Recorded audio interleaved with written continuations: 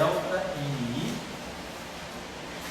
e gama NJ mais delta NJ. Então, vamos ter gama 2, NI MJ. Então, NI MJ dá menos I epsilon IJK. Então, eu já vou separando o I epsilon IJK. Depois a gente acerta. Vou separar isso aqui.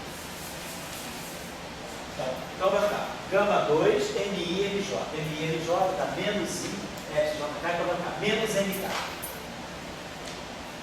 Menos MK. Depois esse aqui vai ficar gama delta mais gama delta. NI NJ. Então, NI NJ dá I epsilon IJK MK. Então, essa aqui vai produzir um MK. Depois esse aqui. Delta gama NI NJ. NI NJ a mesma coisa. Aí IJK MK. Então, vai produzir um fator 2 gama delta. E depois aqui o delta 2 NI MJ. E aí NI MJ e FJK MK. Então aqui vai ficar um MK. Então nós vamos ter no coeficiente do NI, nós temos delta 2 menos gama 2. Nós vamos produzir aqui um delta 2 menos gama 2 MK. E 2 gama delta MK.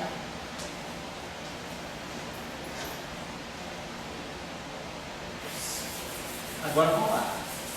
Quem é o MK? Então, o MK é. Então, tudo isso aqui tem delta. MK é 1 sobre delta, alfa delta menos delta gama, 1 sobre alfa delta menos delta gama.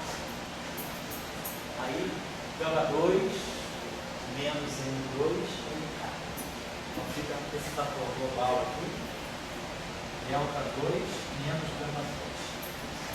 E aí o MK é menos gama J mais alfa. Menos gama J mais alfa K.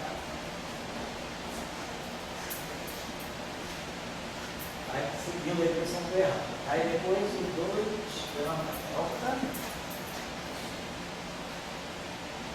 sobre alfa delta menos beta delta.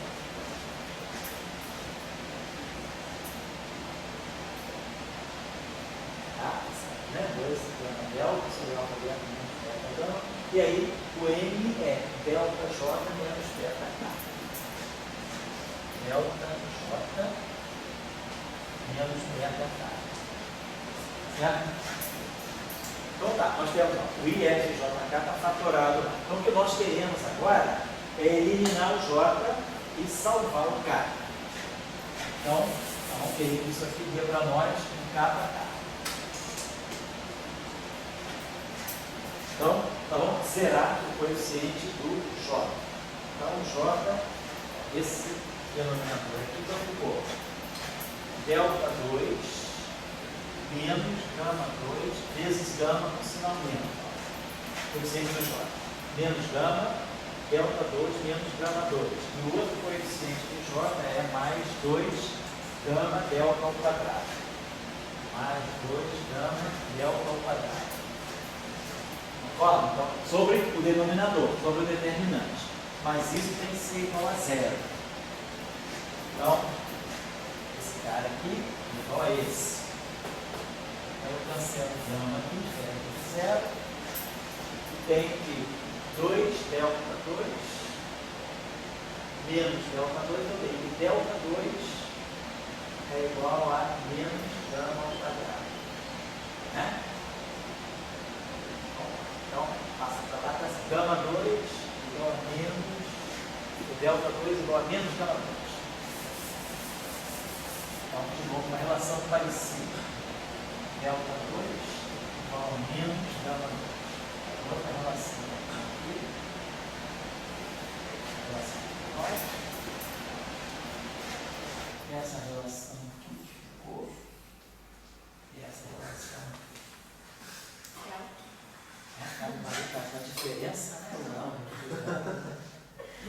vocês ouvem a aula gravada, se esse ruído persiste, fica horrível, né? Já era hora de botar aqui aquele tipo split, né? Não tem barulho não. E agora o kappa, né? O coeficiente do kappa, não, J é que zerou, então nós vamos querer que o coeficiente do kappa fique igual a 1. Então nós vamos ter uma relação semelhante. Nós vamos ter alfa, vamos ter delta 2 menos gama 2, delta 2 menos gama 2, alfa. Alfa. Menos 2, gama delta menos 2, beta, gama delta. Sobre o determinante, sobre alfa delta, menos beta gama, igual a 1. Certo? Essa beleza não ficou. Alfa, delta 2 menos gama 2. Menos 2, beta, gama delta. Isso igual a todo determinante igual a 1. Isso é o coeficiente do K. Tá legal? Então, para isso, se igual a 1, a gente já vai usar que o delta 2 é menos gama 2, né? Essa diferença. Ou seja, que vamos usar aqui que o gama 2 é menos delta 2, fica 2 delta 2 alfa. 2 delta 2 alfa, para usar essa relação, 2 delta 2 alfa.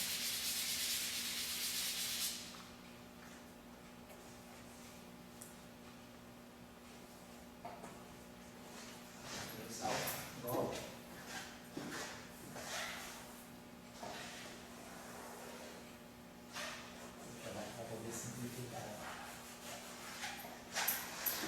E agora, finalmente, a relação de J com K, que nós vamos querer zerar. Então, nós vamos querer ver se é possível colocar J aí, um K J, seja igual a zero. Então, vamos lá. Então, J é alfa NI mais beta NI. E o kappa, né, é gama NI, é isso mesmo? Mais delta NI.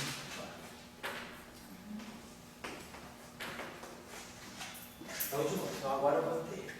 Então, de novo, nós vamos ter como IFJ vai aparecer em todos os tempos. Então, vamos ter alfa delta,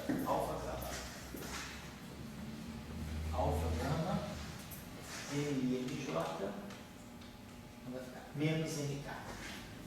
Vai produzir aqui menos NK. Alfa delta vai menos NK. Depois, alfa delta vai com NI, alfa delta, mais alfa delta, NI, NJ.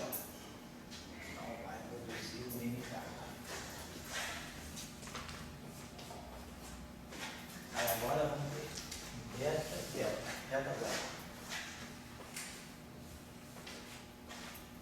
gama, NI, MJ. Então vai produzir também um MK.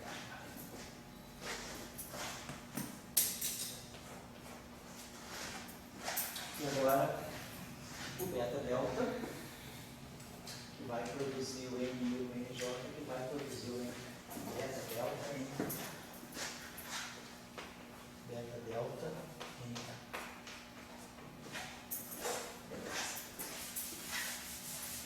Bom, agora a gente quer que isso aí seja zero. Então, como o M e o N são independentes, né, esse eu preciso inverter. Eu já vou impor que o coeficiente do M seja zero e o coeficiente do N seja zero. Então, eu vou impor o coeficiente do M é beta delta igual a menos alfa gama. Beta delta igual a menos alfa gama.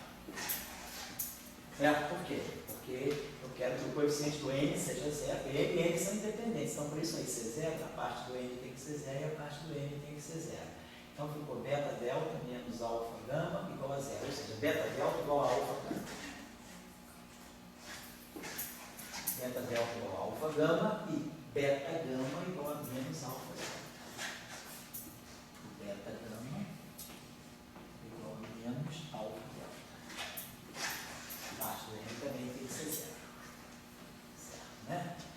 Então, beta gama. Então, se a gente tem que beta gama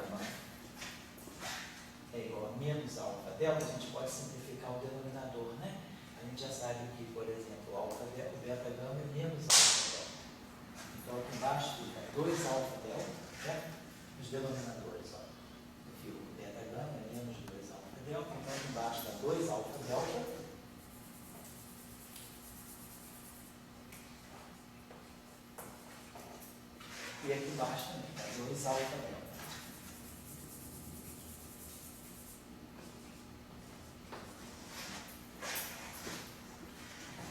Vamos falar agora que beta delta igual a alfa gama. Beta delta igual a alfa gama pode simplificar então. Beta delta igual a alfa gama. Então dá 2 alfa 2 e aqui tem um gama. Certo? Beta delta igual a alfa gama. E no de baixo, a beta delta também igual a alfa gama. Beta delta igual a alfa gama. Beta delta igual a alfa gama. Então produz um alfa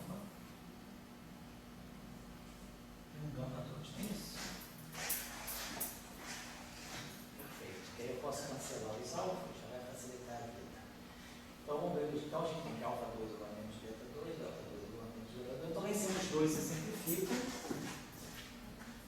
Os dois se simplificam. Vamos simplificar também esse alfa.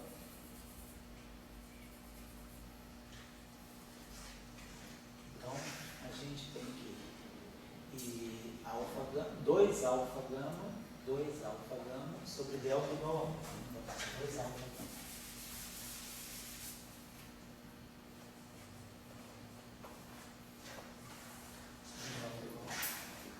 E aqui embaixo, todos os dois se simplificam. O alfa se simplifica. E delta 2 menos gama 2. Mas aqui a gente sabe, ó. Gama 2 é igual a menos delta 2.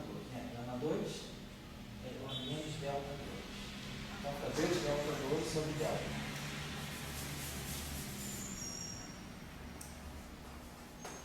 Delta 2 sobre delta igual a 1. Então 2 delta igual a 1. Então o delta já sai igual a meio. Então para nós já sai que o delta é meio. Se o delta é meio, então gama 2 é menos um quarto, né? Então gama 2 igual a menos um quarto. Tá bom? Assim, ó, menos um quarto. Certo? Delta é meio, então gama 2 igual a menos um quarto.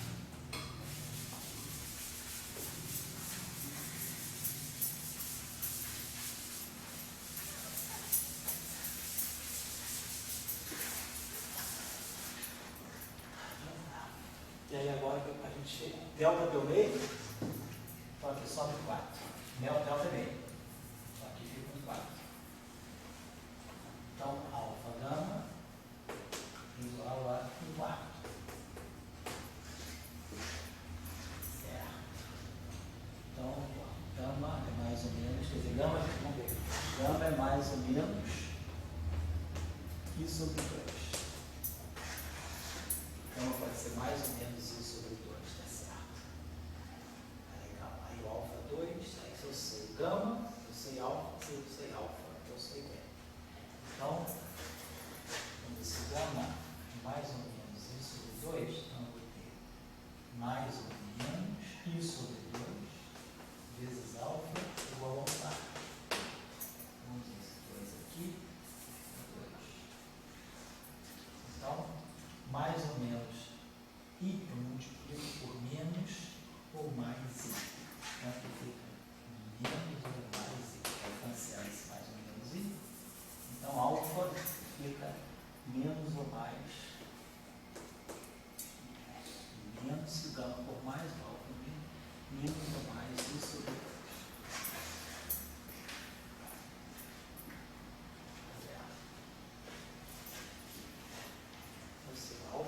O alfa 2. Então, claro, se alfa 2 é igual a menos beta 2, alfa 2 então é menos 1/4. Menos 1/4 igual a menos beta 2. Então, beta igual a mais ou menos 1/2.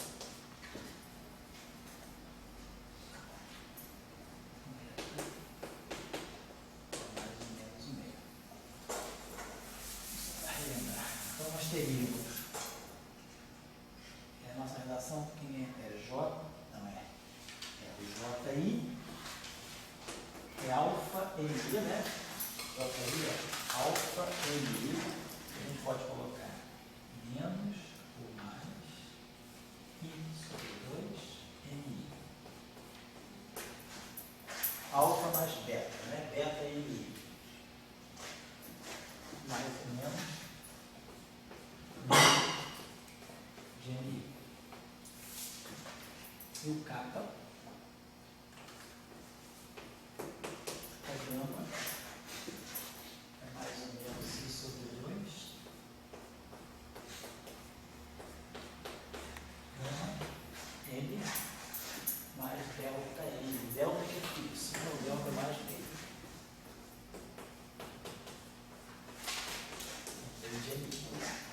É que o sistema é não linear, por isso que a solução vai ser única mesmo, né? Bastante não linear, né? Então, a gente pode escolher, esse aqui é mais, se eu escolher esse aqui mais, então vai ficar I sobre 2, certo? Posso botar.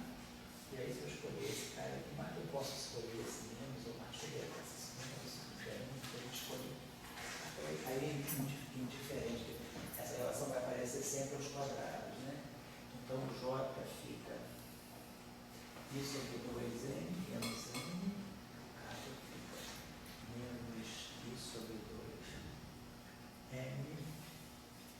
mais os geradores M são anti-hermitianos, né? Os M são anti-hermitianos, tá? Eles estão em 0 I menos I0, né? Então, tá, então, deixa eu pegar, isso aí não tem problema. Então, esse cara aqui está fixo. A única coisa que a gente pode fixar é essa relação aqui. Então, esse cara aqui pode ser mais. Então, se esse cara aqui é mais, se eu estou pegando esse aqui menos, e aquele lá em cima mais. Então, deixa eu escolher isso aqui. JI igual a menos I sobre 2M mais 1/2 de I. E kappa igual a I sobre 2M mais 1/2 de I. É isso aqui. Então, se eu tirar o... não está jóia. Um deles é hermitiano, né? O gerador não é hermitiano. Então, a gente pode trabalhar. Então, a gente tem que colocar 1/2. Então, a gente pode ter essas escolhas aqui. Então, o que é importante é que a gente consegue, vamos fazer a nossa escolha aqui, para a gente saber o que a gente vai poder fazer. Só para cá, nós já não é mais importante para nós.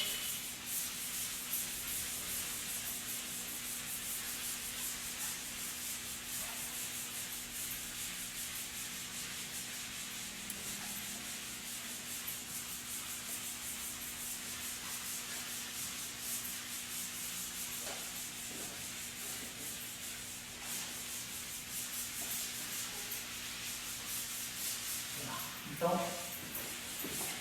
se nós vamos adotar essa escolha, então, JI, nós não estamos usando M é o boost e M é a rotação, né? M é a rotação. Então, nós vamos ter JI, vamos tomar isso aqui igual a, vamos botar talvez o meio em evidência, vamos botar até menos I sobre 2 em evidência, menos I sobre 2. MI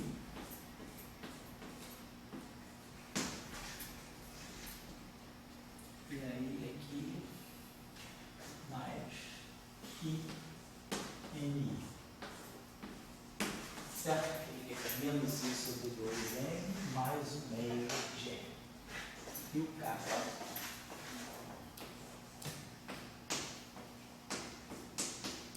aí, vamos colocando isso sobre 2 em evidência. Quem não tem o I é componente de kappa. Oi? Que está fixado é o... É o delta. Então, mas o delta é o de baixo, na relação de K, não de J. O delta é esse aqui, né? Isso. Então, eu botei ele igual ao meio. Então, mas o de cima também é meio? O de cima não está. Como eu peguei esse de cima, esse estou pegando esses de cima. Esse sinal de cima está amarrado com esses de cima. Então, mas esse valor também não é relacionado a meio? Não, não, é mais ou menos. Tá. É mais ou menos, né? Então aqui eu botei, aqui é o K, né? I sobre 2, M, e aqui é menos C. Esse está certo assim. Fica I sobre 2, M, e mais M sobre 2. Tá certo? Lá em cima também. Fica mais M sobre 2. Então tá legal. Então, Aí a gente conseguiu então desacoplar as aulas. Isso. Né? Legal. Tem algum teorema geral que me diga quando eu posso fazer isso, quando eu não posso? Em geral, teria, vamos dizer o seguinte, eu aqui diria por que você pode desacoplar as álgebras, mas em geral também você pode ter algumas informações. Se a gente estuda um elemento das álgebras de Lie chamado diagramas de Dynkin, todo grupo de Lie ele contém subgrupos, ele sempre constituído por subgrupos SO2. A questão é saber quantos SO2 independentes existem dentro de um grupo. No caso do SO13, o SO13 ele está ligado ao SO4. O SO4 é um grupo abeliano. Vamos pegar o espaço euclidiano quadridimensional e estudar o grupo de rotações, que é o SO4, você vai estudar as matrizes ortogonais 4x4 e de determinante 1. Você mostra que no caso do SO4, você reduz SO4 a 2SO2, exatamente. Como o SO13 é uma variante de SO4, só devido à mudança de métrica, é como se você multiplicasse uma direção por I, em termos de álgebra de Lie, isso não significa que é a mesma coisa. Então, como o SO4 é um SO2 vezes um SO2, você já pode imaginar que o SO13 é um SO2 vezes SO2. Agora, imagina que você tem um grupo mais SO6. Aí a pergunta é, será que eu consigo dizer que SO6 são 3 SO2, por exemplo, né? Então, nem sempre. Então, você tem que ver quantos subgrupos SO2 independentes existem dentro de um grupo, e aí você pode, esses SO2 independentes, você pode desacoplar. Agora, para isso, você tem que estudar uma coisa chamada diagrama de Dynkin. E aí, você olhando para o diagrama de Dynkin, você já sabe quantos SO2 existem dentro de um grupo. Tem, como você levantou, tem uma sistemática para isso. Não é assim, sempre, caso a caso, tá certo? Aqui eu estou fazendo um caso especial, porque é isso. Mas você pega SO8, SO6, SO4, por exemplo. Será que SO4 é SO2, SO2? Claro que não. Você vai ver o que é essa. SO3, que você estudar no curso do Sebastião, por exemplo, o SO3, ele tem 3 álgebras SO2, mas apenas 2 são independentes. Então, nós fizemos essa escolha dos geradores, que é bom a gente amarrar aqui, porque daqui para frente nós vamos nos ater a essa relação. Então, se alguém tiver aí agora tomando nota bonitinho, para a gente não se perder das próprias. Vamos adotar essa escolha. Então, vamos agora elaborar esse resultado. O que nós observamos? Que nós temos um SO2 ligado ao J.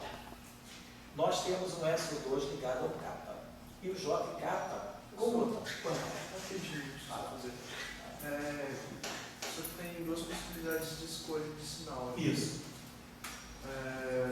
Essa possibilidade diz alguma coisa sobre... Não, você tem mais possibilidades. Vamos assim, você na verdade, você pode decompor em 2 álgebras SO2, mas a relação entre os geradores não é única, porque o sistema é não linear. Eu acho que é só isso que pode dizer, certo? Não tem nada de... Não tem nenhuma consequência. O que é importante é que você tem 2 álgebras de SO2 desacopladas. Isso é importante. Então, isso mostra para a gente que a álgebra de Lie de SO3, a álgebra de Lie do grupo de Lorentz, ela pode ser escrita como um SO2, que aí nós associamos ao J. É como se fosse um SO2 associado a um número quântico J e um SO2 associado a vamos chamar aqui de J, que é aqui um K. Então, é a soma direta porque J e K comutam. Então, são dois espaços disjuntos. Agora, todos nós sabemos como classificar uma álgebra de SO2. Nós sabemos que as representações de SO2, elas são caracterizadas por um J igual a 0, meio, 1, 3 meios, 2, e assim por diante, né? Quando a gente classifica uma álgebra, quando a gente estuda as representações do grupo SU2, a gente sabe que cada representação pode ser caracterizada por um inteiro ou subinteiro, e a dimensão dessa representação J é 2J mais 1. A mesma coisa se replica para o K. O K pode ser 0, meio, 1, 3 meios, 2, e assim vai. E a dimensão do subespaço associado a cada capa é 2K mais 1. Então, dentro desse resultado, nós dizemos o seguinte, vamos estudar agora caso a caso. Uma representação, que a gente grafa desse modo, uma representação irredutível, a gente chama irreducible representation.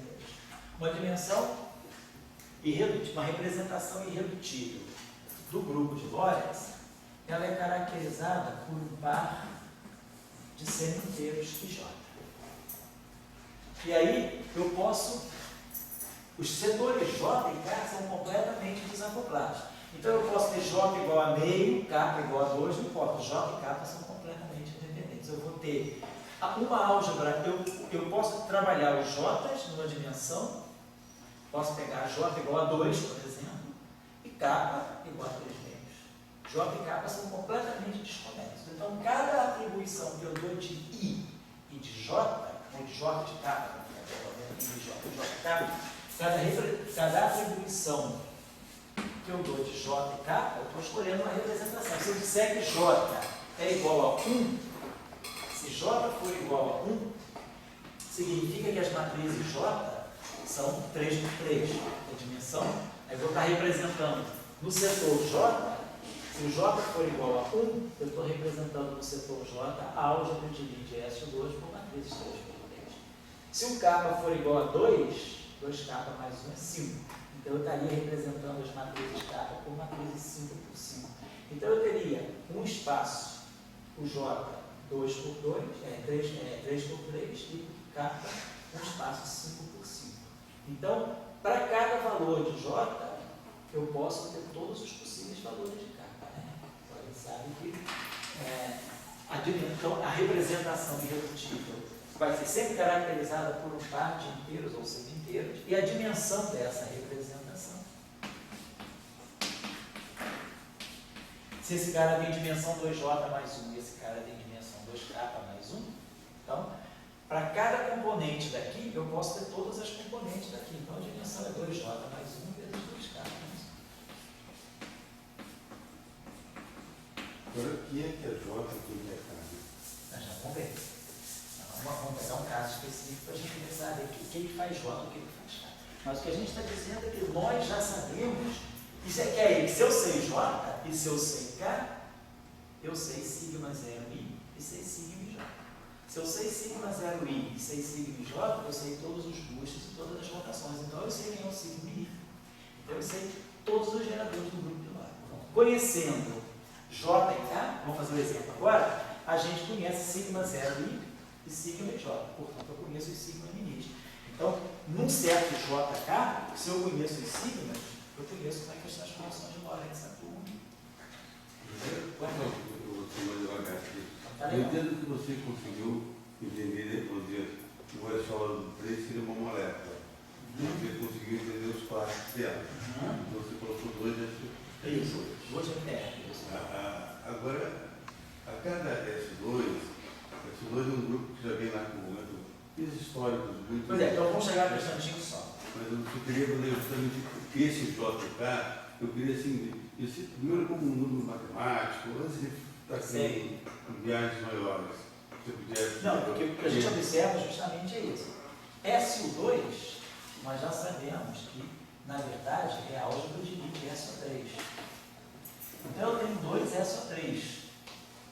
E esse número quântico J e K que caracterizam as representações de SO2, quando eu estudo spin J igual a 1, eu tenho MJ igual a 1, MJ igual a 0, MJ igual a menos 1, significa que eu sei quais são as componentes, quais são quantos vetores eu tenho naquela representação, 2J mais 1 e 2K mais 1 na outra. Então, esses dois números, esses dois objetos aqui, eles estão, na verdade, o meu grupo de Lorentz é essa mistura aqui. Então, se eu for falar de um spin relativístico, eu preciso, tá? E se a gente fizer a analogia, quando eu falo de SO3, eu estou falando de SO2. E aí, o valor de J é o valor do spin. Quando a gente está falando de SO3, espaço euclidiano tridimensional, se eu estiver pegando um vetor, aí, tem 3 componentes. Então, 2J mais 1 igual a 3. Então, o spin dele é J igual a 1. Se eu estiver pegando um objeto, um tensor antissimétrico, tensor simétrico de rank 2, né? Esse objeto aqui tem 3 vezes 4, 12, por 2, 6. Então, o objeto simétrico de rank 2, nós sabemos que a gente decompõe uma parte sem traço e uma parte de traço, e uma parte que é o traço. Então, esse cara aqui tem dimensão 6. Então, nós já tínhamos feito esse cálculo. Isso aqui é J igual a 0 e J igual a 2. As 5 componentes daqui são a parte de traço nulo e o zero é a parte de traço. Então, para cada representação, para cada SO2, quer dizer, quando eu dou um tensor de SO2, eu sei identificar qual é o spin daquele tensor e quais são os spins que estão naquele tensor. Então, um SO2 sozinho, ele responde pelo SO3. Então, eu sei que o SO3 e o SO2, eles me dão uma característica de spin. No caso do grupo de Lorentz, eu tenho 2 SO2. Então, é como se o spin relativístico, ele é uma composição de 2 spins que surgem dentro do grupo de Lorentz. Esse. A questão agora é, qual é a relação entre esses spins e o spin que está no espaço euclidiano tridimensional? É isso que a gente vai ter que fazer depois. Por enquanto, nós estamos olhando o que SO13 deu para nós. SO13 deu para nós 2 SO2. Então, o spin relativístico, ele é a composição de 2 números quânticos de SO2. É como se fossem 2 spins não relativísticos juntos. E aí, assim, tem uma passagem que ele cara, até agora, porque a gente se nós treinando, mesmo trabalhando com ele, etc., você está fazendo aqueles boosts, etc. Agora você fez uma viagem, você começou a introduzir um número quântico. Isso. Você descobriu um número quântico interno. Quer dizer, eu estou falando de número quântico numa linguagem meio abusiva. Na verdade, não é um número quântico. Na verdade, nós estamos falando de teoria de grupos. Dentro da linguagem da teoria de grupos, isso aí é o alto valor de um operador de Casimir, que classifica uma representação. Na mecânica quântica, isso é um número quântico. Então, a gente se apropria, às vezes, da linguagem da mecânica quântica e joga na teoria de grupos. Na verdade, eu não estou falando de um número. Quando eu estiver fazendo o tratamento quântico, esse I e esse J vão ser um número quântico. A gente vai associar os I. Mas, por enquanto, são autovalores de um operador de Casimir. Na linguagem da teoria de grupos, é autovalor de um operador de Casimir. Mas classifica uma representação. Então, você agora está fazendo uma viagem mais para dentro, né? Agora vamos começar a estudar aonde é que eu posso colocar o grupo de Lorentz. Porque o que nós estamos fazendo até agora? Nós até agora sabemos como é que as transformações de Lorentz atuam sobre os vetores. Nós sabemos como é que eu faço as transformações de Lorentz em cima de índices vetoriais. Então, para nós, as transformações de Lorentz são isso aqui. V' igual a lambda mi Vni. W' mi igual a lambda menos 1 transposto mi W mi. Se por acaso eu pego um tensor misto, né? T' mi kappa lambda, isso é lambda mi alfa. Lambda menos 1 transposto mi beta. Lambda menos 1 transposto kappa gama. Lambda delta T alfa beta gama delta. Então, para mim, então eu sei como as transformações de Lorentz atuam nos objetos vetoriais ou tensoriais. Agora, o que nós estamos descobrindo é que a transformação de Lorentz ela pode, então, atuar em muitos espaços. Então, saber classificar esses objetos aqui, então eles devem corresponder a esses objetos. Por exemplo, um vetor. Um vetor tem 4 componentes. Então, a dimensão da representação vetorial é 4. Então, 2j mais 1 vezes 2k mais 1 tem que ser 4. Se eu pegar um quadro vetor, quantas componentes ele tem? 4. Então, se ele tem dimensão 4, ele tem que estar numa representação de jk, tal que 2j mais 1 vezes 2k mais 1 tem que ser 4. 4 só é, ou é 4 vezes 1, ou é 2 vezes 2. Se 4 for 4 vezes 1, eu posso estar fazendo isso. Se isso aqui for, se isso aqui for 4, um deles, né? Se for 4 vezes 1, vamos dizer, se isso aqui for 4, então significa que isso aqui é 3 meios. Se isso aqui é 1, significa que isso aqui é 0. Esse objeto aqui tem dimensão, ó, 2j mais 1 dá 4, vezes 2k mais 1, não, isso aqui tem dimensão 4. Esse cara também tem dimensão 4. Mais 4, 2 mais 2. Então pode ser meio e meio. 2 vezes 2, né? Então, se isso aqui é 2, j é meio. Se isso aqui é 2, k é meio. Então, aquele objeto, será que ele está aqui? Será que ele é isso? Será que ele é isso? Quem, então, será aquele objeto de linha M? E esse objeto aqui, por exemplo, tem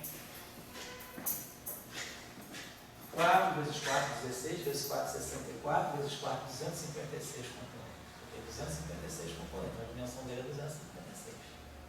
Agora, claro, a gente já aprendeu isso. Vamos pegar esse que é mais complicado. Vamos pegar esse aqui. Vamos pegar esse objeto aqui. X. Vamos pegar esse objeto aqui. X' mini. Então, isso aqui é lambda, mi, alfa, lambda, mi, beta, x, alfa, beta. Esse objeto tem 16 componentes.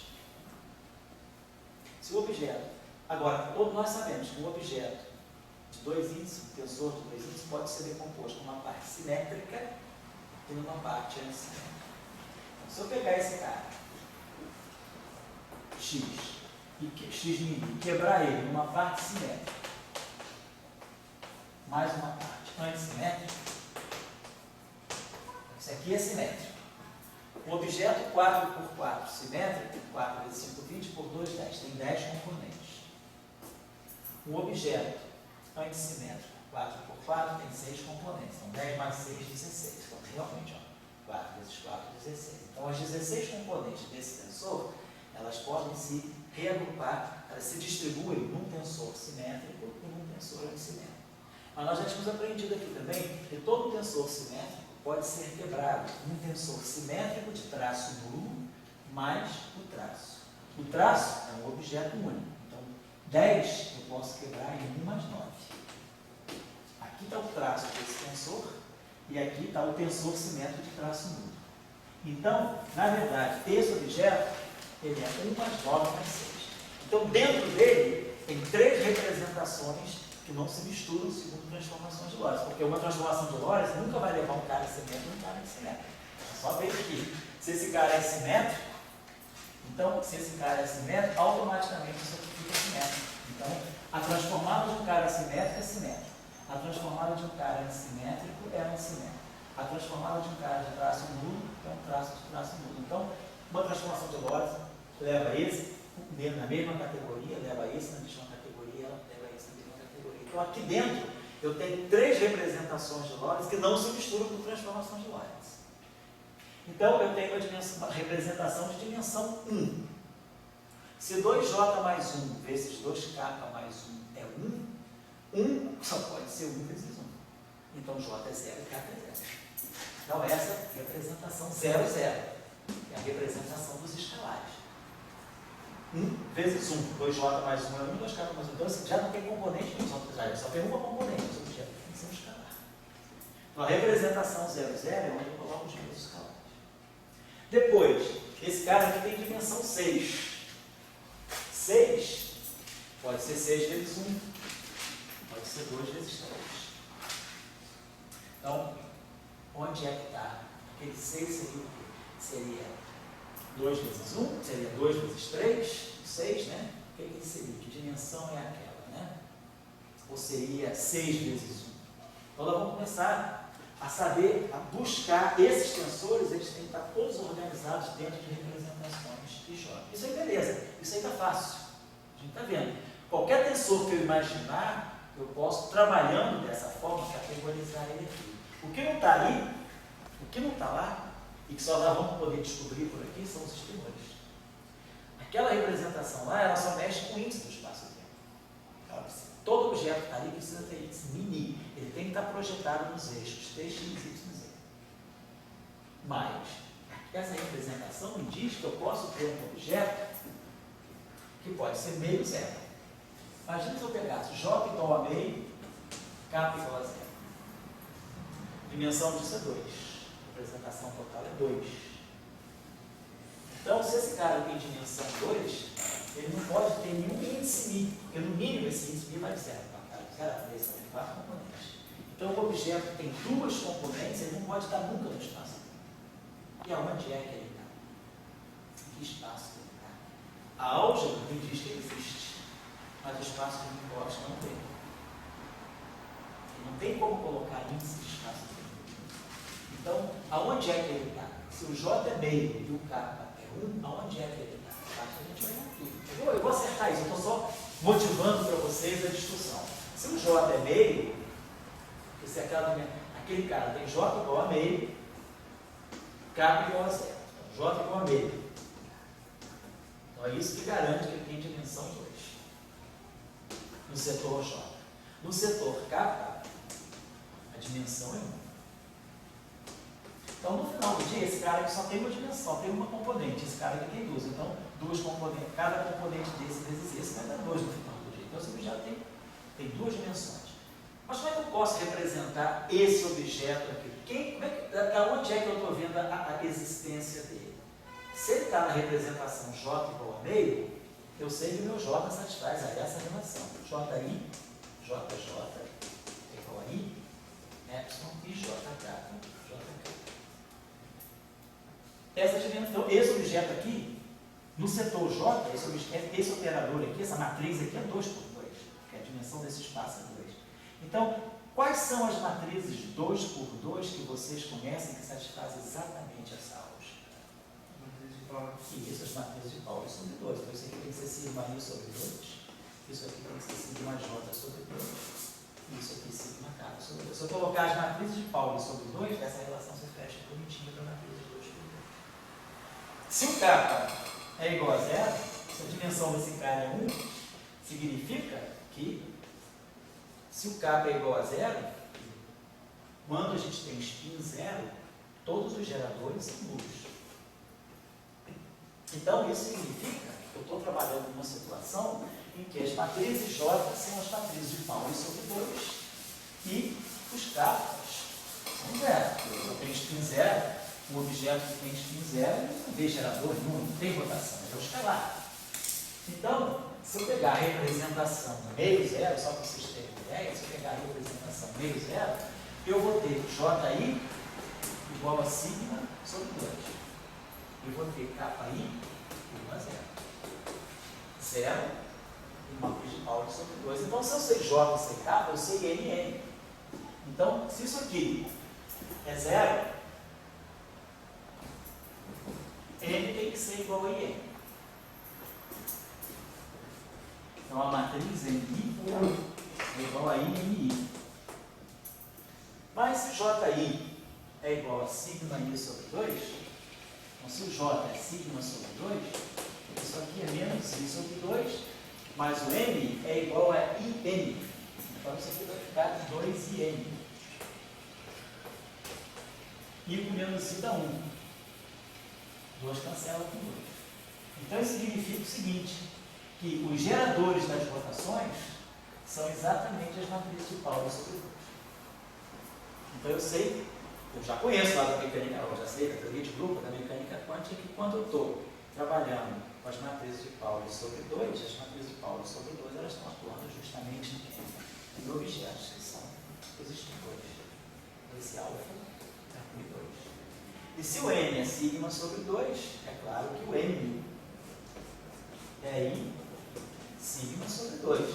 Então, se eu sei n, se eu sei todos os n's, eu sei todos os geradores de rotações. Se eu sei todos os n's, eu sei todos os geradores de boost. Então, eu sei como esse objeto se transforma segundo um boost ou segundo uma rotação. Então, eu sei como esse objeto reage a qualquer transformação de Lorentz. Vou fazer na próxima aula. Então, isso é uma representação do grupo de Lorentz, porque eu sei como qualquer transformação de Lorentz modifica ele. Então, significa que ele carrega uma representação do grupo de Lorentz. Esse que é o conceito da teoria de grupo. Um objeto é de uma representação de um dado grupo quando eu sei, em cima daquele objeto, como ele fazer qualquer transformação do grupo e ver como ele reage. Esse é o conceito de representação de um grupo. Um grupo é um conjunto de... vou representar um grupo pelos geradores. Se eu sei como os geradores atuam num certo objeto, eu exponencio os geradores, então eu sei como aquele grupo atua no objeto. Se aquele grupo reage de uma maneira perfeita, definida sobre aquele objeto reage de uma maneira definida sobre as transformações do grupo, significa que ele está apto a carregar uma representação. Então, essa seria a representação espinorial. É aí que nós vamos encontrar os neutrinos. Dentro da relatividade, vamos estudar na próxima aula, essa representação, ela representa os neutrinos left, seriam os neutrinos com quiralidade left. Vamos estudar depois quando a gente jogar na equação do Dirac. Mas, por enquanto, a gente vai associar isso. Então, o que eu queria que vocês percebessem dessa discussão é que nós, com essa metodologia da teoria de grupos, nós conseguimos descobrir representações do grupo de Lorentz que não estão no espaço-tempo. Essa representação meio zero, ela é admissível, está aqui. A álgebra de Lie do grupo de Lorentz me diz que eu posso botar meio zero, posso botar zero meio. Todas duas são possíveis. Mas elas têm dimensão 2. Se um objeto tem dimensão 2, ele tem que ter um índice que varia de 1 a 2. Ele tem que ter duas componentes. Mas com duas componentes ele não pode viver no espaço-tempo, porque o espaço-tempo tem dimensão 4. Então, qualquer objeto que tiver no espaço-tempo, ele tem que ter índices μ. Então, ele vai ter 4 dimensões, 4 componentes, vai ter 16... Oi? 2 dimensões. Oi? 2 dimensões. Não, você está em 4 dimensões, o espaço-tempo é 4-dimensional. Tudo já está desde o início. Desde o início. Então, você vê que eu estou descobrindo um novo espaço. Então, dentro do grupo de Lorentz, existe um espaço que não é o espaço-tempo, mas que percebe as transformações de Lorentz que eu faço no espaço-tempo. Então, isso é o espaço espinorial. O espinor, ele não está no espaço-tempo, está no espaço espiritual, vamos dizer assim. Mas qualquer transformação a gente chama isso de corpo e alma, né? Qualquer transformação que eu faço no corpo aqui, a alma percebe. Mas o que a gente chama de ectoplasma. Tem o ectoplasma. Ectoplasma é a representação fermiônica. Então, mas vocês perceberam o conceito? A importância da teoria de grupo? Porque se a gente analisa as representações de uma álgebra, da onde é que a gente saiu? Do espaço-tempo. Eu estava no espaço-tempo. As transformações de Lorentz estão no espaço-tempo. Aí eu montei as matrizes, eu fui lá, construí as matrizes. Gerador, vi os elementos de matriz, construí uma álgebra a partir da representação explícita das matrizes. É quando eu construo essa álgebra, eu vejo que essa álgebra ela tem uma estrutura que reproduz aquilo da onde eu parti. Então, se eu quiser reproduzir o quadro do vetor, eu reproduzo. Eu parti do espaço-tempo de Minkowski. Eu parti de um espaço-tempo de dimensão 4. Então, 2J mais 1 vezes 2K mais 1 tem que ser 4. Ou então como a gente viu, a gente vai ter 3 meios 0, 0 e 3 meios, ou meio meio. Depois a gente vai entender aonde é que o espaço do Minkowski. Na verdade, é meio meio. Vamos entender depois. Agora, eu descobri uma coisa nova. Eu descobri que essa representação, eu não consigo vê-la no espaço-tempo. Mas um objeto dali, ele sabe exatamente, quando eu faço uma transformação de Lorentz, se eu fizer um boost, eu sei exatamente como ele se transforma. Se eu fizer um boost ao longo do eixo do x, como é que então, se eu tiver um objeto que é um psi-alfa de tx, e se eu fizer um boost ao longo do eixo do x, como é que eu faço esse boost? Um boost com velocidade v igual a vx, ou uma velocidade vx sobre c. Eu faço um boost ao longo do eixo do x. Então esse objeto aqui, ele vai no psi, linha, alfa, de t' x. O outro referencial ele vai ser esse cara. Mas quem vai ser a matriz dele? Está sabendo? Como é que é um boost? Um boost é exponencial de i ômega 0,1, Vx, então vamos lá, né? Ômega i é VI, a tangente hiperbólica, né? É VI sobre isso. Então eu vou ter um ômega associado a esse V. Então eu vou ter aqui o ômega e vou ter a matriz do boost. Quem é a matriz do boost? Eu estou fazendo um boost ao longo do eixo do x, a matriz do boost é I sigma x sobre 2. Isso aqui vai dar o ângulo inicial do x. Então, I com I dá menos 1. Faço a matriz aqui, vai dar exponencial de menos ômega sobre 2 sigma x, que é uma matriz 2 por 2, claro, atuando no psi. Isso aqui é uma matriz, vamos dizer assim, isso aqui é uma matriz alfa, beta, psi, beta. Essa matriz aqui, eu sei trabalhar, exponenciar sigma x, é a coisa mais fácil do mundo. Sigma x ao quadrado dá 1, sigma x ao cubo dá sigma x, sigma y, então, essa matriz aqui vai dar uma série de cosseno hiperbólico. Então eu vou saber. Vai dar alguma coisa com cosseno hiperbólico e seno hiperbólico de ômega. Mas ômega, quem é ômega nesse caso? Ômega, ou seja, a tangente hiperbólica de ômega é V sobre C. Então, eu sei exatamente como esse objeto reage a um boost. Então, esse objeto, ele reage, ele vê um boost, mas ele não está no espaço-tempo. Ele está no espaço de duas dimensões, que não é o espaço-tempo. Então, isso é o spinor, isso é chamado spinor plural. Isso. E dá para perceber esse cara, se ele não está no espaço-tempo. Pois é, você não viu o neutrino, né? Próprio Arthur, não vamos entender, não. Aí que Dirac viu. Dirac viu que esses objetos podiam descrever o elétron. Dirac viu que daí esses objetos estavam aptos a descrever o elétron. Quando Dirac então faz a equação do Dirac, que ele faz para esses objetos, o elétron está no espaço-tempo, obviamente. Mas o campo, o objeto físico que descreve o elétron não é uma estrutura do espaço-tempo, é um espinor. Essa aqui é essa questão que a teoria de grupo dá para a gente. Então a teoria de grupo, ela tira a gente da realidade. A gente está na realidade, descobre ela pela realidade. O que eu fiz? Espaço de Minkowski. Aquelas matrizes que a gente escreveu na aula passada, 0, 1, 0, 0, 1, 0, 0, 0. Tínhamos aquelas matrizes. Aí descobrimos uma representação geral com os elementos de matriz dessa matriz. Na aula passada a gente fez isso. Aí, sabendo quem são essas matrizes, nós construímos uma álgebra. Mas tudo aquilo nasceu do espaço quadridimensional. Eu fiz tudo aquilo quadridimensionalmente. Aí ganhei uma estrutura de álgebra.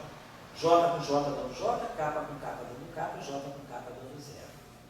E aí eu descubro que eu tenho S2 e S2. Então, do espaço-tempo eu vi essa estrutura. Mas agora, já que eu tenho S2 e S2, eu posso deixar SJ e esse K variar à minha vontade. E aí, com isso, eu descubro que meio, zero e zero, meio não estão no espaço-tempo. Então, do espaço-tempo eu ganhei uma estrutura. Essa estrutura me mostrou que, na verdade, eu tenho mais coisas que o próprio espaço-tempo me revela. Então, a gente sai do observável, cria uma estrutura mais ampla, mais universal, vejo que aquilo da onde eu parti está aí dentro, mas eu descubro coisas novas. Então, essa aqui a teoria de grupo tem essa força. Ela te tira do espaço de onde você partiu, para terminar, e ela te mostra que aquilo de onde você partiu é um caso particular de uma estrutura mais geral. Pode não? Então, sempre se eu tiver um cara desses que não vai estar no espaço-tempo, ele pode te dizer de alguma partícula de alguma. Pode. O neutrino está ali. Mas é difícil, cara. Aí a questão é, nem todos necessariamente estão conectados com física. Você pode ter objetos que o grupo de Lorentz te dá, mas que você não necessariamente vai ter eles descrevendo alguma física para você. Isso percebe só confrontando com a experimentação. Posterior. movimentação, e também você vai depois ver que tem propriedades de consistência, que tem certas dessas representações, elas levam certas inconsistências que você diz fisicamente isso não pode acontecer. Certo? Porque por enquanto esse estudo é um estudo algébrico. Depois você tem que entrar, depois quando a gente for montar a equação de Dirac, a gente vai montar a equação de Dirac para esse objeto, e a gente vai ver que aquela equação tem tudo, descreve tudo que o elétron tem. Então você fala, poxa, essa representação, a representação meio zero descreve o neutrino, a representação zero meio descreve o antineutrino, a representação meio zero mais zero meio descreve o elétron do bóson. Então você começa a ver que essas representações, a representação meio descreve o fóton, a representação 1 descreve o grávido. Então você começa a ver que as representações elas começam a ter, quando você coloca para cada representação a equação da mecânica quântica associada a ela, você faz uma física que você consegue descrever e bater com a experiência. Você fala, Braga? Eu acho que você está dizendo que você descobre pela simetria, né? Isso. Usando sua simetria, uma representação que está fora do espaço-tempo. Isso. Eu diria, efetivamente, você parece que, na verdade, né? Usando a gradiente da luz, você pode descobrir mais campos eletromagnéticos que o de Maxwell. Certo. Isso. Você veio no campo eletromagnético de Maxwell e descobriu a gradiente da luz. Certo. Você veio do espaço-tempo e descobriu o plano aqui. Mas você pode ter mais campos eletromagnéticos do que... Da mesma forma que a teoria de grupo te revela mais estruturas que não estão no espaço-tempo, você, em função dessa estrutura de simetria, você, a partir da teoria de Maxwell, você pode descrever outras extensões da teoria de Maxwell. Quer dizer, isso é uma coisa muito atual hoje. Quais são as possíveis extensões, né? A gente, quando começou o curso, eu dei para vocês uma lista de 24 eletrodinâmicas, muitas delas são extensões, realmente, da teoria de Maxwell. O eletromagnetismo de Maxwell, ele é algo muito bem descrito, que descreve muito bem uma faixa de observação da interação eletromagnética. Mas pode ser que você chegue num regime da natureza, numa escala da natureza, onde a representação, onde a interação eletromagnética, ela não consegue só ser descrita pelas equações de Maxwell. As equações de Maxwell dão conta de um grande número de fenômenos que vão desde uma escala macroscópica até uma escala molecular. Mas quando você chega já no átomo, você não pode impor desde o eletromagnetismo, senão o átomo irradia e não se forma. E aqui para a simetria, você está perguntando a simetria, bom, você não só tem EG, você pode ter outros campos. Aqui vou ver só reiterando, né? Eu acho que existe uma passagem assim, que sempre que nunca foi muito insistida, que é a passagem da física newtoniana para Maxwell. Que no fundo é para a passagem de uma natureza vista pela matéria, uma natureza vista por campos. Né? Então, talvez seja muito mais isso que um campo, se pegou. Pode ser um campo, pode ser uma função de onda. Do ponto de vista de Dirac, isso vai ser uma função de onda relativística e quântica para o elétron. Do ponto de vista da segunda quantização, isso vai ser o campo de Dirac para descrever o elétron cósmico. Pois é, a gente vai pegar esse objeto e vai dar a ele status diferentes. Eu posso dar a ele um status de mecânica quântica, ou eu posso dar a ele um status de teoria quântica de campo. Vamos ver que esse objeto se presta a diferentes descrições. Mas o que é importante é que, independentemente se eu estou na mecânica quântica, no limite da teoria quântica de campos, o que ele tem é o seguinte: ele é uma representação irredutível do grupo de Lorentz. Então, qualquer transformação de Lorentz que eu fizer no espaço-tempo, ele sabe reagir. Mesmo que ele não está no espaço-tempo, ele sente lá. Mas, digamos dizer, o primeiro suspiro, o primeiro respiração, né? Do nascimento de uma variável física, ela vem justamente pela representação. E pela representação. Isso que é a questão porque fundamental. cada uma é distinta da outra, né? Isso é que é fundamental, exatamente. Eu acho que o que é fundamental na física é a gente saber, porque quando a gente estuda, não fica muito claro, quando a gente estuda lá no livro de Física 1, classificação das grandezas, em escalares, vetores, A gente, no fundo, está fazendo teoria de grupo. A gente está sabendo qual é o grupo que eu tenho. Meu grupo é o grupo de rotações.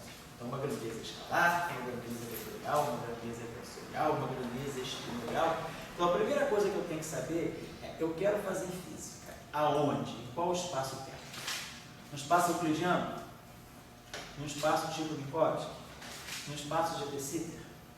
No espaço de De Sitter? No espaço de Calabi-Yau? Não importa. Me diga, numa N-esfera, aonde é que eu vou fazer minha física? Me dá meu espaço. Onde é que eu vou caracterizar as minhas grandezas? Aí eu digo: eu quero fazer física no espaço de De Sitter. Então, De Sitter em quantas dimensões? Ainda tem essa nuance, né? De Sitter, então, vamos dizer, que eu esteja no De Sitter de, vamos ser bem realistas, vamos ser bem bonzinhos, no De Sitter de 4 dimensões.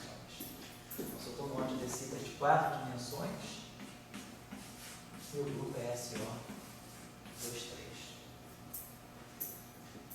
Esse grupo está dizendo que eu estou vivendo num espaço quadridimensional que tem mais ou menos essa forma.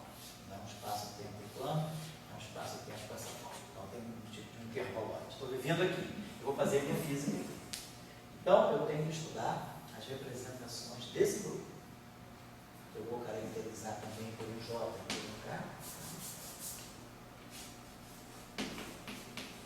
E aí eu vou saber, se eu quiser escrever uma partícula que vive nesse espaço, ela tem que ser descrita por um tensor, que é uma representação desse grupo. Então, se eu estou no espaço Minkowski, eu não estou no De Sitter, eu estou aqui. Ó.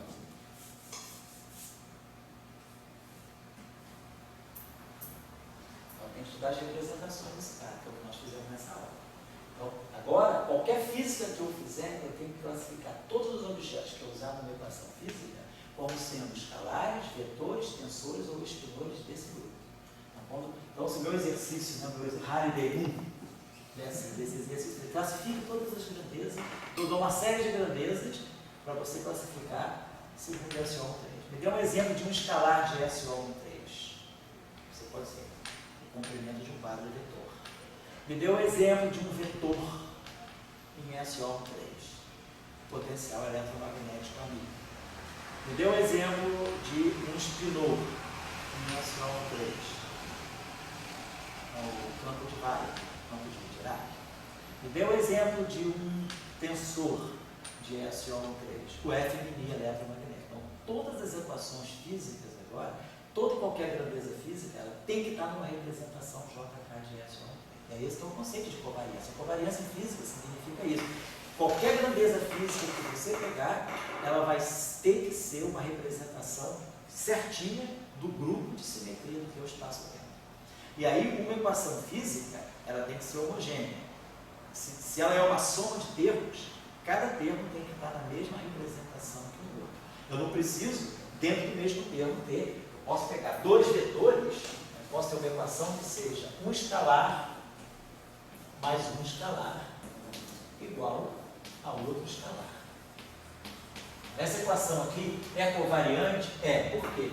Porque eu estou somando um escalar e ganhando um escalar. Então, essa equação é covariante? É. E por que ela é covariante? Porque ela é formada por um vetor, outro. Então, isso aqui é uma representação de grupo, isso aqui é uma representação. Então, isso aqui é meio-meio, isso aqui é meio-meio, isso aqui é 0, 0. Isso aqui é 1, 0, isso aqui é 1, 0. Então, cada equação ela é formada, vamos escrever a lei de Newton, F igual a dt dt. Essa equação é covariante?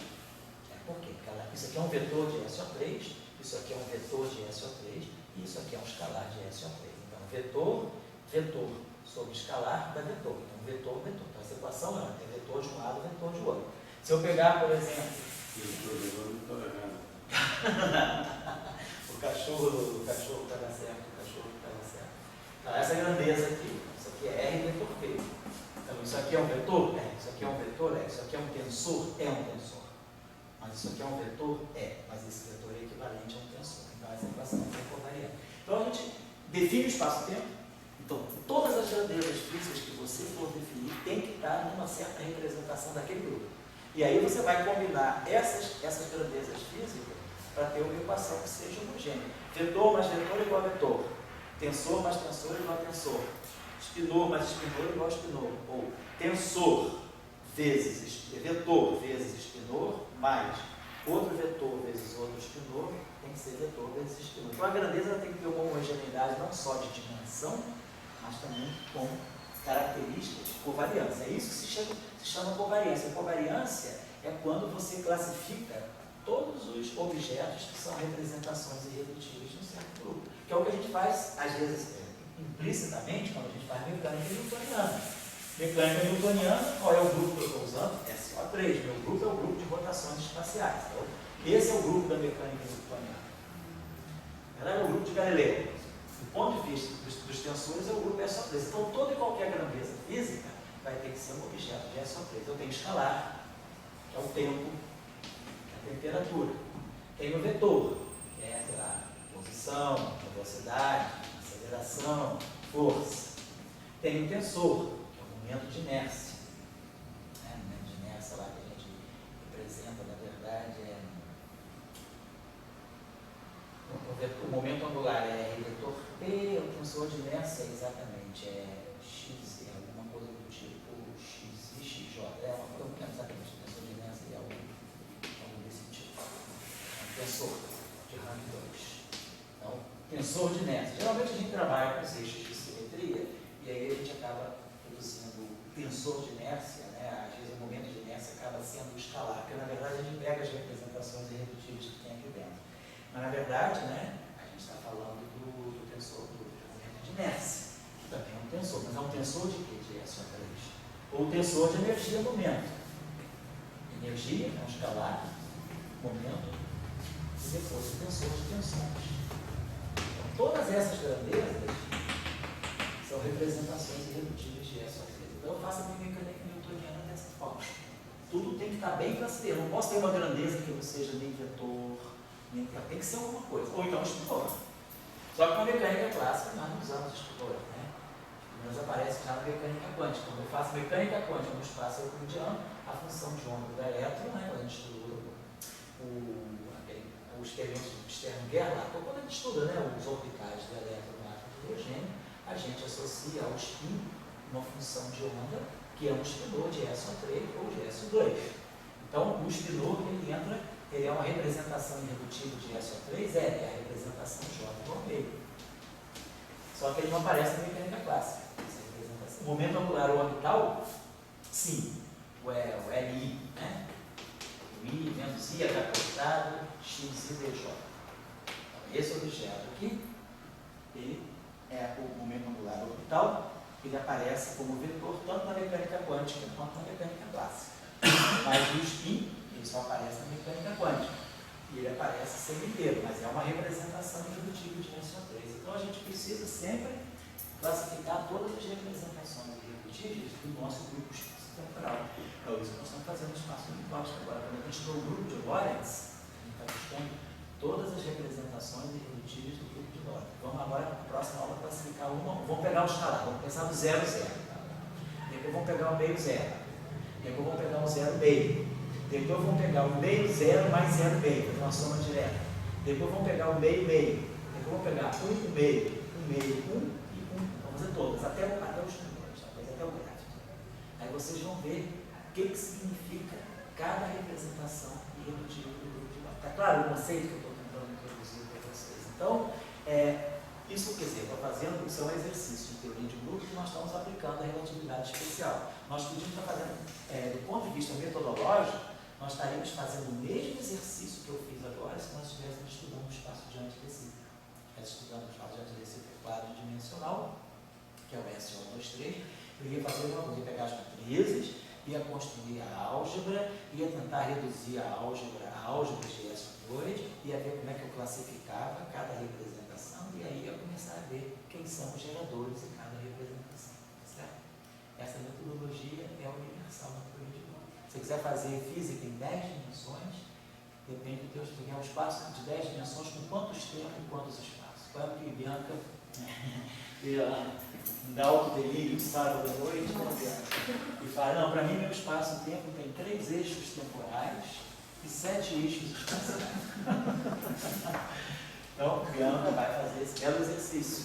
Ela vai olhar esse grupo 7, 3, 10 vezes isso. Esse grupo tem 45 geradores Ela vai pegar os 45 geradores, vai tirar álgebra de e vai fazer assim, tudo isso sem bacon. Tudo isso à mão. E aí ela vai classificar para nós todas as representações irredutíveis desse grupo. Ela vai dizer, ó, esse aqui é o exterior, esse é o vetor, esse é o tensor. Ela vai criar um mundo dela, a fantasia de Bianca, vai ser o espaço-tempo 10-dimensional. Vai ganhar o prêmio L'Oréal. Vai ganhar o prêmio L'Oréal, isso aí, sem dúvida. E você vai ganhar o prêmio Rexona, quando você botar para calcular o SO13. No dia de sexta-feira, às 13 da tarde, às 13 horas, você vai começar a calcular a representação do SO13. Oi? Prêmio Rexona tem prêmio do Neymar. Prêmio Rexona do Neymar. Prêmio Gillette. Ele faz propaganda do Rexona também, pô, ele faz propaganda de tudo hoje em dia, né? Tem geladeira. Ficou famoso. O Kaká fazia de uma gamela. Também é aquele do Ronaldo, né? Ronaldo Fenômeno? Do Ronaldo, Cristiano Ronaldo. Ó, o Cristiano Ronaldo. Ele faz, eu acho que não sei se Rexona. Acho que ele faz propaganda do desodorante masculino. Isso. Faz sim. Tem um físico fazendo propaganda.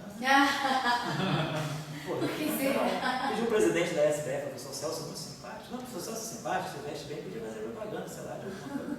Por quê? Que preconceito, né, cara? Poxa, o pai não fez propaganda de alguma coisa, não. Nem o livro dele deu, cara. Então, isso é preconceito. Só jogador, só esportista. Já pensou se a gente pudesse fazer isso, lançar um cientista aí, né? Um professor universitário da Universidade Federal. Hã? Paulo é um assunto extremamente importante, na minha opinião. Quantos alunos? Bom, você não conta. Ele também não conta porque, olha, quem precisava estar aqui não está. Então você não precisa, ele que está adiantando. Tchau, também não precisava estar aqui. Então, na verdade, é o mínimo. Agora, quantos alunos engenham? Pois é, cara. Será que é essa a razão, Glória? Não, cara, eu te digo, será que não daria ibope, não? Pegar um cara assim, bem nerd, né? Para fazer uma propaganda de um troço bem sexy, né? Assim, Pegar o Sheldon. Pegar o Sheldon, se maquiando, né? Isso, saindo para pegar a gatinha no sábado, todo cheiroso, todo produzido, né? Seria legal, né? Mas é isso aí, caras. Então, vamos à luta aí, vamos classificar cada grupo. Então, sempre que vocês mudarem de espaço-tempo, é porque, claro, muita gente já fez esse serviço para nós. Então, todo mundo já conhece as representações do anti-de Sitter em 4 dimensões, em 5 dimensões. Conhecemos representações de de Sitter em 3, conhecemos representação de SOM, de SOM. Então, quer dizer, Li fez um monte, Li já fez vários desses exercícios para nós. Mas, por exemplo, se de repente você quiser trabalhar no espaço SO4 ou 6, por alguma razão física, você vê que esse espaço pode ter alguma conexão, então agora tudo tem que ser SO4 ou 6. Você vai classificar a álgebra, tirar os tensores e escrever tudo em função disso. O exercício é universal, é sempre isso. Escolha o espaço-tempo, identifique o grupo, tire a álgebra e as representações. E aí, cada representação, cada grandeza física tem que dar uma representação bem definida. Isso se chama covariância. Covariância significa que cada grandeza física ela está numa representação bem definida de um certo grupo de simetria do espaço-tempo. É isso que é o significado de covariância. Bom, então na próxima aula, feita a álgebra e tem entendido. A única coisa que eu podia pedir a vocês que já fazer uma mínima revisão, quem já estudou lá no Espinho, pegar o livro algum livro de mecânica quântica, que está do SO2, e ver como é que vocês constroem, né, as representações daqueles operadores escadas, J+, J-. Lembrando que você tem um objeto, está uma representação de SO3, ele tem a representação, o número quântico da representação é isso, e aqui as componentes. Porque muitas vezes a gente representa pelo CAT, né?